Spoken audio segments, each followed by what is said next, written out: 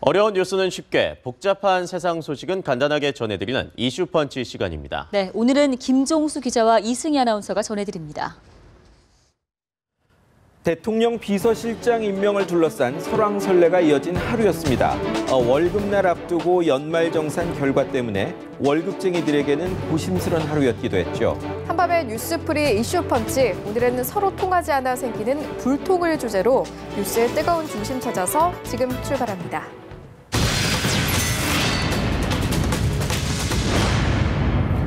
매년 이맘때는 남북관계가 늘 안 좋습니다. 우리가 한미합동 군사훈련을 하는 때고 북한은 비난하는 행태가 반복되는 때이기 때문이죠. 네, 그러면 먼저 올해 한미훈련의 내용부터 먼저 살펴보시죠. 연례적 방어훈련인 한미연합 키 리졸브 연습이 다음 달 2일부터 13일까지 진행됩니다. 한반도에서 유사시 해외에 주둔 미군을 비롯해 병력과 장비 등을 증원하는 절차를 숙달하는 키 리졸브 연습은 지휘소 훈련으로 이루어집니다. 미군은 해외에서 증원되는 6,750명을 포함해 8,600명이, 우리 군은 10,000여 명이 참가할 예정입니다. 실제 야외 기동훈련인 독수리 훈련도 4월 24일까지 실시됩니다. 독수리 훈련에는 3,700여 명의 미군이, 우리 군은 사단급 부대 이상 20여만 명이 참가합니다. 특히 이번 훈련에는 미국의 연안 전투함인 포트워스호가 처음으로 참가합니다. 아시아 태평양 지역의 얕은 해저 지형에 맞게 제작된 길이 119m의 포트워스호는 무인 정찰 헬리콥터인 파이어 스카우트와 미사일 21기 등을 탑재하고 있습니다. 한국 해군과 사격과 통신 훈련 등을 할 계획입니다. 미 7함대 지휘함인 블루 리지함은 한반도 근처 바다에서 훈련에 참가하는 미군 함정을 지휘할 것으로 전해졌습니다. 키 리졸브 연습에는 주한 유엔군 사령부에 파견된 국가 중 호주와 캐나다, 프랑스, 영국 등 5개 나라의 병력도 소수 참가합니다. 미군 연안 전투함 첫 참가 이야기는 있지만 규모가 특별하다거나 한 것 같지는 않은데요. 이번엔 북한 반응 한번 보시겠습니다. 다음 달 시작되는 한미 연합 군사 훈련을 겨냥한 북한의 비난 수위가 날이 갈수록 높아지고 있습니다. 노동당 기관지 노동신문은 키 리졸브와 독수리 연습을 북한을 군사적으로 압살하기 위한 침략 전쟁 연습이라고 주장했습니다. 한미훈련은 연례적인 방어훈련이라는 국방부의 입장을 반박하면서 미국은 방어라는 간판 밑에 전쟁 연습을 계단식으로 확대하다가 불의의 선제 공격으로 북한을 침략하려 하고 있다고 주장했습니다. 특히 미국에 대해 대화나 외교적 해결의 기회는 사라졌다며 남은 것은 전쟁 억제력을 최대로 강화하면서 군사적으로 대응하는 것뿐이라고 위협했습니다. 신문은 미국이 전쟁을 일으킬 경우 침략의 아성의 잿가루도 남지 않게 될 것이라며 미국은 우리의 이 경고를 무심히 듣지 말아야 한다고 주장했습니다. 요새 우리와 미국에 대한 북한의 험한 말이 상식 수준을 넘어도 너무 넘는 경우를 왕왕 보는데요. 말만 보면 당장 도발이라도 할 것 같더라고요. 네, 그런 것 같죠. 예상 가능한 시나리오는 단거리 미사일을 쏜다든지 서해 북방한 개선, NLL 침범 같은 것들입니다. 어쨌든 저는 이런 무력 시위보다는 북한 주민과 직접 관련된 아래 뉴스에 더 주목하고 싶습니다. 어떤 내용이죠?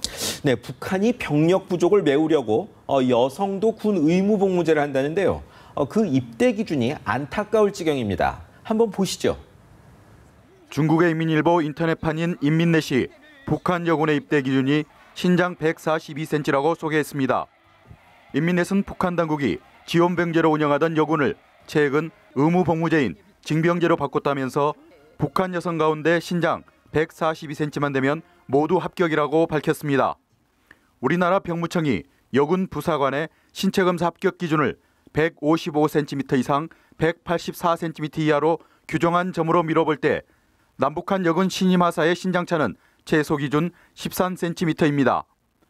한국교육개발원이 발표한 10살 여학생의 표준 키는 145.1cm입니다.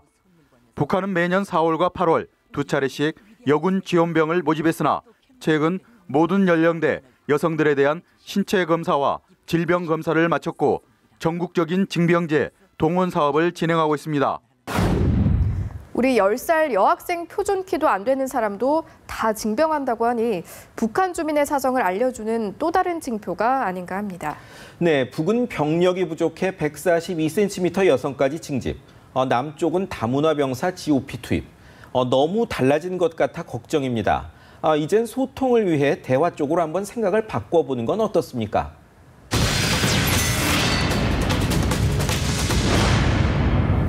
명문대 교수, 직장 상사, 군 고급 장교까지 최근 들어 성추행 같은 성범죄 논란이 끊이지 않고 있습니다. 네, 그렇습니다.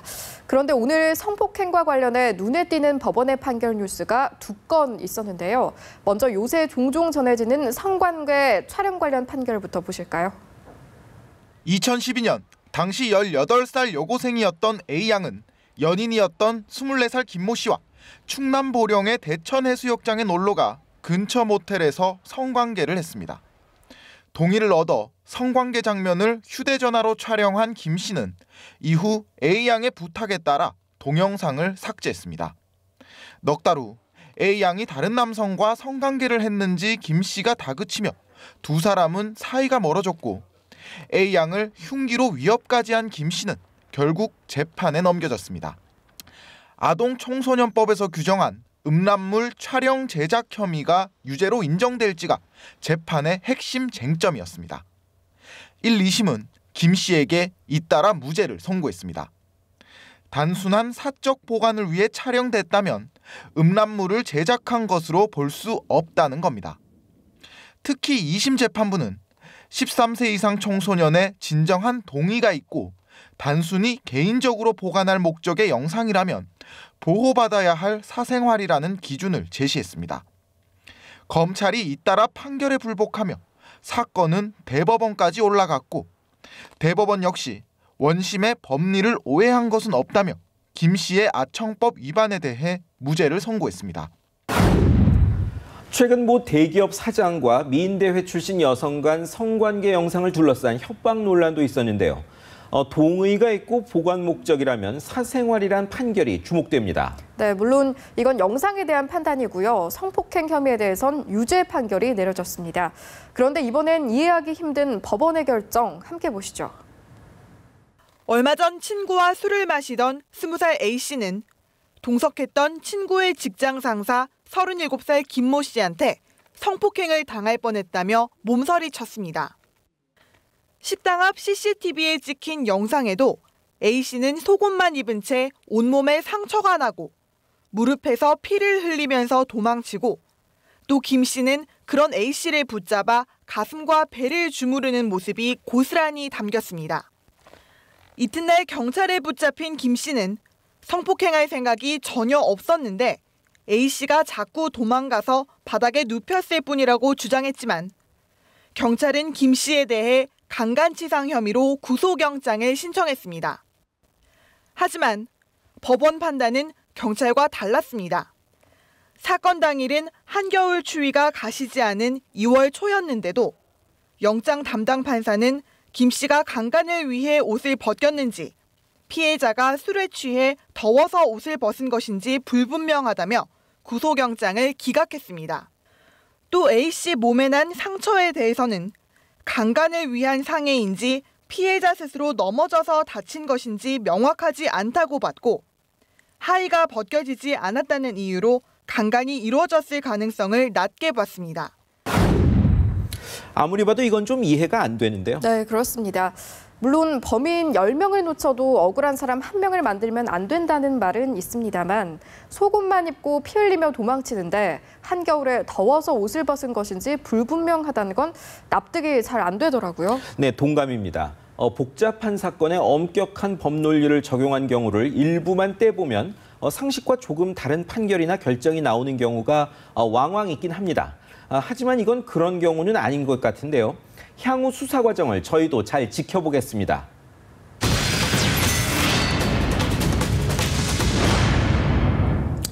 이승희 아나운서, 네. 삼성고시라고 들어보셨죠? 네, 그럼요. 과거에는 이 사법, 행정, 외무고시가 있었죠. 그런데 정작 이 시험들은 형식이나 이름이 다 바뀌었는데 민간 기업인 삼성에 취업하는 걸 고시라고 하는 상황이 됐더라고요. 네, 그만큼 청년들이 번듯한 일자리로 사회에서 첫 출발하기가 쉽지 않은 현실을 보여주는 걸 겁니다. 지금 졸업철인데요. 기업들 공채도 시작됐습니다. 먼저 준비된 영상 보시죠. 국내 10대 그룹 중 가장 먼저 상반기 공채 일정을 공개한 LG. 당장 일주일 뒤인 다음 달 4일부터 신입사원 공채에 들어갑니다. LG는 상반기 2,000명을 시작으로 올해도 예년과 비슷하게 12,000명을 뽑을 계획입니다. 구직자들은 LG그룹 통합 채용 포털을 통해 최대 3개 계열사까지 중복 지원이 가능합니다. 삼성그룹도 젊은 피 수혈에 들어갑니다. 다음 달 접수에 들어가 4월 12일 삼성고시라 불리는 직무적성 검사 사트를 치를 계획입니다. 무엇보다 관심을 끄는 건 기존의 채용 방식으로 치러지는 마지막 공채라는 점. 그동안 사트는 일정 자격만 갖추면 누구나 치를 수 있었지만 올해 하반기부터는 사트를 보려면 직무 에세이 등을 통과해야만 합니다. 현대자동차와 SK, CJ그룹도 다음 달 공채 전형에 들어가고 GS그룹과 롯데그룹은 4월 중에 상반기 공채를 실시합니다. 오디션을 통한 채용과 창의성 면접, 한국사 시험 등 채용 방식도 다양합니다. 네, 김 기자. 네. 대기업들이 공채를 시작한다는데 이 유감스러운 게 그 자리가 많지 않다고 하더라고요. 네, 그렇습니다. 정부에선 채용을 독려하고 특히 대학가에서 최 씨 아저씨란 이름으로 대자보에 오르내렸던 최경환 경제부총리. 재계를 만날 때마다 채용 부탁은 하는데 여기도 소통이 잘 안 되는 모양입니다. 한 취업 포털이 상위 500개 대기업을 조사해보니 올해 채용이 10% 줄 거란 통계가 있습니다. 네, 걱정인 건 청년들이 일을 못하는 건 청년 개인뿐 아니라 사람 안 뽑으려는 기업들한테도 좋지 않다는 겁니다. 당장 20대 청년층의 자동차 구매가 4년 내리 줄었다는 뉴스가 이를 잘 보여주죠. 네, 재계도 한번 소통을 위해 생각을 바꿔보시길 부탁드립니다.